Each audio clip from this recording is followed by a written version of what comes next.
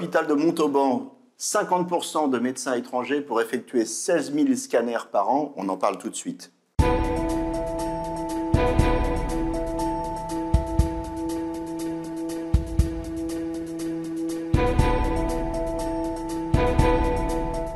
Montauban, 45 000 passages aux urgences, 840 lits, 220 médecins et internes et un service d'imagerie qui tourne avec 50% de médecins étrangers. On en parle avec vous aujourd'hui, Gwenaëlle Buatois. Vous êtes directrice des affaires médicales. Alors, d'abord, un constat, 50% de médecins étrangers pour faire 16 000 scanners par an. Sans eux, on aurait du mal à fonctionner. Oui, effectivement. Bonjour. Effectivement, ça serait un petit peu plus compliqué de fonctionner puisqu'on a aujourd'hui 4 médecins titulaires sur l'établissement et effectivement, on est accompagné par des médecins étrangers qui sont soit praticiens associés, soit qui sont ce qu'on appelle des faisant fonction d'interne. Donc, effectivement, ça fonctionnerait moins bien s'ils n'étaient pas présents. Alors, la Et première question qu'on peut se poser, c'est oui, quid de leur formation, bien sûr. quid de leurs compétences? Donc, on va déjà désamorcer cette question. Bien sûr. Alors sur la formation, ce sont effectivement des praticiens qui ont des parcours qui peuvent être atypiques aujourd'hui, qui sont effectivement à diplôme étranger. Alors dans les praticiens qu'on a, certains sont présents en fait après avoir déjà été lauréats de ce qu'on appelle les EVC. Donc c'est un concours national qui donc deux d'entre eux sont lauréats des EVC et sont dans ce parcours-là. D'autres, au niveau 3 autres praticiens, sont effectivement, eux, ce qu'on appelle des faisans fonction d'interne. Et effectivement, eux doivent passer les EVC et ont un parcours qui fait qu'il y a de toute façon une validation du chef de service avant leur recrutement. Il y a des échanges qui ont été faits. Alors, ce sont ce qu'on appelle une filière, si vous permettez cette expression, pour les stagiaires associés qui sont faisant fonction d'interne, qui aujourd'hui sont issus d'une coopération historique qu'il y a eu avec le CHU de Toulouse, avec un des praticiens PUPH qui aujourd'hui est à la retraite, mais qui effectivement nous a accompagnés dans ce projet. Et ce sont des gens qui ont un statut d'interne, donc qui sont de toute façon toujours sous l'autorité et toujours couverts par la chef de service, qui est les praticiens hospitaliers titulaires. Est-ce qu'il y a aussi des diplômes européens? Non, parce que les diplômes européens, eux, à partir du moment où ils sont titulaires d'un diplôme européen, ils ont une inscription à l'ordre, avec parfois une équivalence, mais on n'est pas du tout sur le même processus. Là, ce sont des diplômes hors Union européenne. Alors, vous avez parlé de validation avant recrutement. Ça se passe comment la validation? C'est un entretien, c'est un stage, c'est un examen? Alors, pour les gens qui sont effectivement issus de ce qu'on appelle les EVC, eux, ils ont passé un examen avec des études de cas cliniques théoriques et un examen en langue française pour mesurer leur niveau de français. Pour les autres qui sont aujourd'hui ce qu'on appelle des faisans fonction d'interne, ce sont des praticiens qui aujourd'hui, eux, ont eu un entretien effectivement avec la chef de service. On leur fait une convention de coopération avec leur pays d'origine et leur université d'origine. Et effectivement, eux, on découvre leurs compétences en fait au moment de leur recrutement, de leur arrivée, mais ce sont des gens qu'on accompagne, c'est-à-dire qu'on a souvent une convention de coopération avec le CHU qui fait qu'ils partent en formation au CHU. On a aussi, avant qu'ils puissent être en exercice, on a aussi des accompagnements sur l'apprentissage de la langue française. Ça fait partie de toute façon des accompagnements qu'on se doit de faire avec eux. Donc, si j'entends bien, ce que vous nous dites, c'est que quand on dit 50% du service fonctionne avec des médecins étrangers, vous nous dites il y a toutes les garanties, on a vérifié leurs compétences et finalement, ce n'est pas le problème de la compétence médicale ni de la langue. C'est ce que vous nous dites aujourd'hui.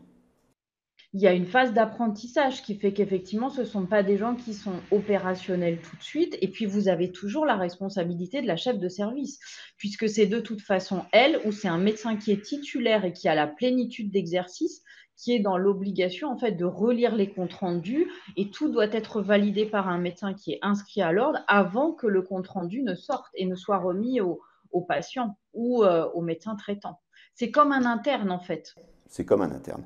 Alors, il y a des parcours quand même qui sont parfois extrêmement étonnants. Je vois par exemple Nadia qui a passé son diplôme initial de médecine en Chine. Elle est gabonaise et elle a Oui, fait sa spécialité radiologie au Maroc et oui, finalement elle exerce chez vous. Donc, oui. vous comprenez que parfois ça peut poser question quand même.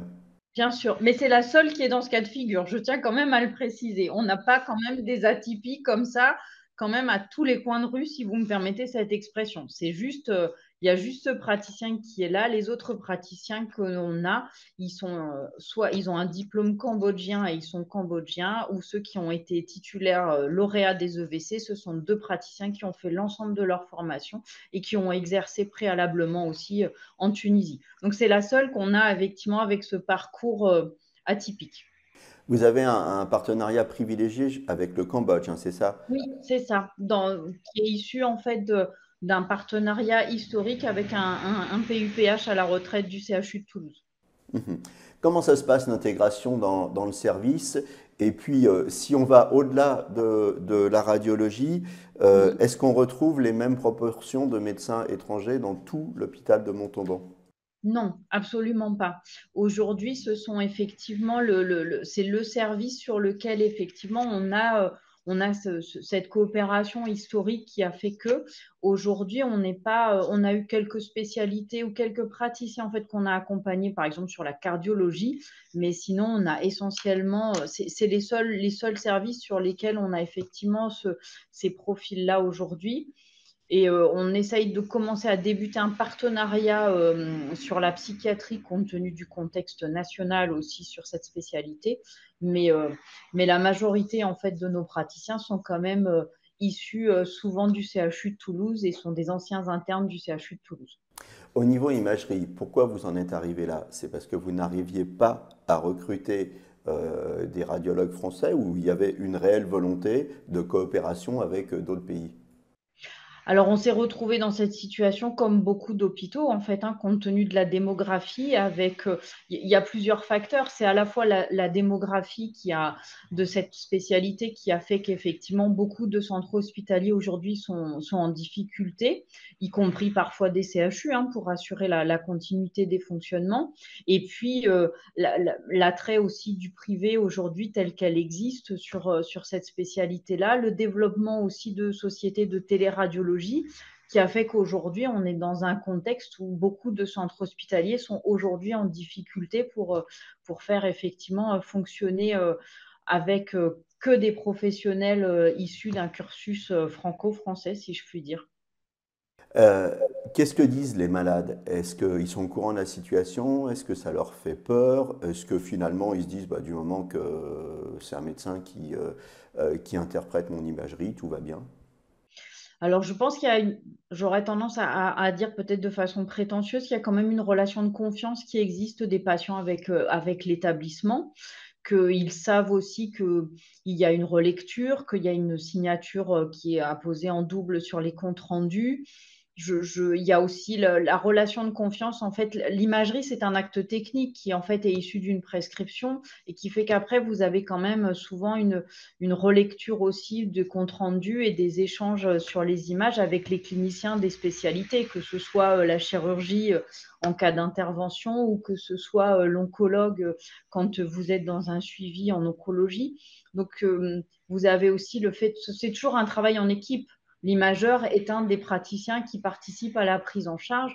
Donc, il y a quand même cette relation qui fait qu'aujourd'hui, les imageurs ne sont pas tout seuls sur l'exercice professionnel. Alors, ils ne sont pas tout seuls, effectivement, c'est un travail d'équipe, et puis c'est un travail aussi où il y a l'appui de la technologie, notamment de l'intelligence artificielle. Vous utilisez en support pour renforcer encore la sécurité de l'intelligence artificielle? Ça, c'est des choses qu'on va effectivement développer. Nous, on n'a pas encore acté ce genre de choses, mais ce sont effectivement des travaux qui sont en train d'être menés pour effectivement venir en appui et utiliser cette technologie complémentaire, mais qui ne remplacera quand même jamais l'être humain, même si ça vient appuyer ou accompagner le clinicien dans son exercice professionnel. Au niveau administratif, comment ça se passe? Comment vous fonctionnez avec ces médecins étrangers? C'est quoi leur parcours administratif? Alors, c'est un nouveau métier aussi pour les administratifs d'avoir effectivement des professionnels issus d'un pays hors Union européenne, puisque effectivement, c'est des praticiens qui ont besoin d'un visa. Donc, on signe une convention de coopération en fait entre l'établissement et leur université d'origine. Et après, ce sont des praticiens qui doivent effectivement demander un visa, un titre. Nous, comme ce sont des salariés, il faut qu'on demande un titre de séjour et une autorisation de travail. Donc, ça demande effectivement une logistique administrative avec la préfecture qui est nouvelle, pas toujours facile. Mais ce sont des choses sur lesquelles on crée des liens nouveaux en fait avec les services de la préfecture pour pouvoir accompagner ces professionnels-là sur la durée. L'État français aussi a permis, quand ils sont titulaires des lauréats des EVC, on est aussi dans un système où ils ont un visa plus long. Donc, c'est aussi plus facile pour nous. Mais pour des gens qui sont sur un système de coopération et qui sont effectivement sur une convention de formation et qui sont ce qu'on appelle des faisans fonction d'interne, eux, ils sont sur un système où ils doivent être présents en France que maximum 2 années. Donc, ça veut dire que dans les 2 années, ils doivent impérativement devenir lauréats des EVC pour pouvoir rester en France. Alors, pourquoi ils viennent? Est-ce qu'ils viennent parce qu'ils veulent mieux gagner leur vie ou est-ce qu'ils viennent pour compléter leur parcours universitaire et combien de temps ils restent?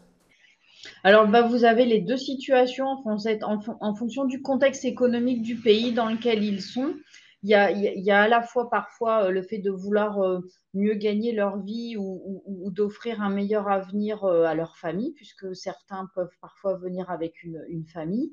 Et puis parfois, ils viennent pour compléter effectivement leur formation et puis finalement souhaitent rester en France parce qu'ils y ont trouvé un intérêt, parce que ça leur plaît, parce qu'ils ont aussi parfois, pour certains, une histoire qui fait qu'ils ont rencontré quelqu'un en France qui finalement souhaite rester et ils souhaitent rester. Donc, vous avez toutes les histoires en fait qui existent. Il y a l'amour de la France et puis il y a l'amour Oui, des Françaises, c'est ce que vous nous voilà. dites. Ou des Français peut-être. Ou des Parce que, Français. Voilà. voilà. Pour conclure quand même, moi je comprends les motivations de ces médecins, je comprends les motivations de l'hôpital qui a besoin de médecins pour fonctionner. Sur le fond, on est en train quand même de prendre des médecins dans des pays où eux aussi ont besoin de médecins pour pallier à nos manques. Elle n'est pas tout à fait normale cette situation. Oui, vous avez raison. À un moment donné, on peut effectivement soulever la question de l'éthique en fait de ce genre de démarche, puisque on a quand même une arrivée assez importante à l'échelle de toute la France de praticiens à diplôme étranger qui effectivement parfois peuvent fuir leur pays pour des raisons personnelles, d'avenir de leurs enfants. Et effectivement, en termes éthiques, se pose la question de la prise en charge de ces propres populations-là aujourd'hui. Oui, vous avez parfaitement raison. La question est complètement légitime. Lionel Butois, je vous remercie pour cet entretien qui nous a permis de mieux comprendre la situation dans certains services de nos hôpitaux Merci à aujourd'hui. vous pour cet entretien. Le JT de la radiologie avec le soutien de La Médicale.